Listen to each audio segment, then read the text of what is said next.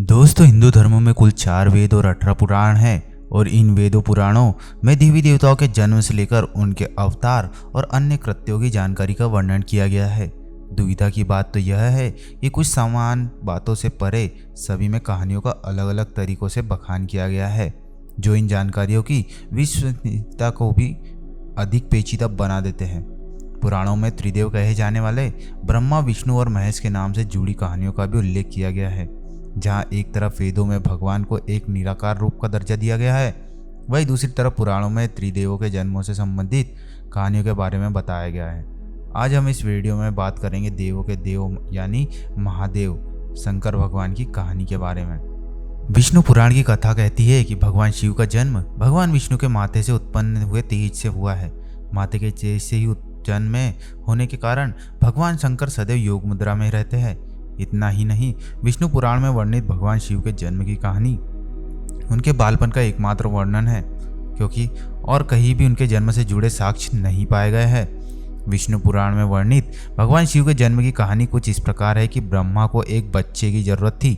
अपनी इस इच्छा को पूरा करने के लिए उन्होंने कठोर तपस्या की। उनकी तपस्या के फल के तौर पर एक रोता हुआ बालक उनकी गोद में आ गया। जब ब्रह्मा जी ने उस रोते हुए बालक को देखा तो वह सवाल किया कि तुम रो क्यों रहे हो। उस पर वह बालक बोला कि उसका नाम ब्रह्मा नहीं है, इसलिए वह रो रहा है। उस नन्हे मासूम बालक की बात को सुन ब्रह्मा ने उसे नाम दिया रुद्र। इस नाम का अर्थ था रोने वाला। परंतु बालक रूप में बैठे भगवान शिव तब भी चुप न हुए। इस तरह बालक शिव को चुप कराने के लिए ब्रह्मा जी ने 8 नाम दिए थे। वे 8 नाम हैं रुद्र, भाव, उग्र, भीम, सर्व, पशुपति, महादेव और ईशान। यही वजह है कि भगवान शिव इन सभी नामों से भी जाने जाते हैं। शिव जी के जन्म के पीछे की इस पूरी कहानी की बात करें तो था कि इस प्रकार है। जब संपूर्ण ब्रह्मांड, धरती, आकाश और पाताल जलमग्न था, उस समय ब्रह्मा, विष्णु और महेश के अलावा कोई भी अस्तित्व में नहीं था। उस दौरान केवल भगवान विष्णु ही थे जो जल में शेषनाग पर विश्राम करते हुए नजर आ रहे थे। तभी ब्रह्मा जी भगवान शिव की नाभि से प्रकट हुए और फिर भगवान शिव की उत्पत्ति माथे के तेज से हुई।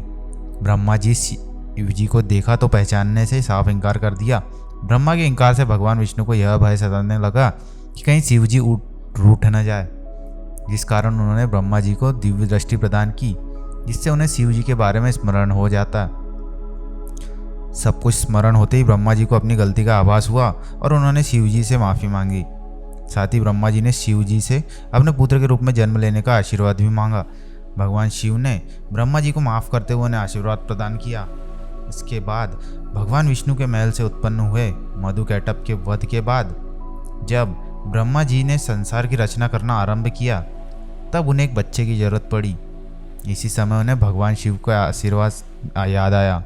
आशीर्वाद को पाने के लिए उन्होंने तपस्या की और फिर एक बालक उनकी गोद में प्रकट हो गया।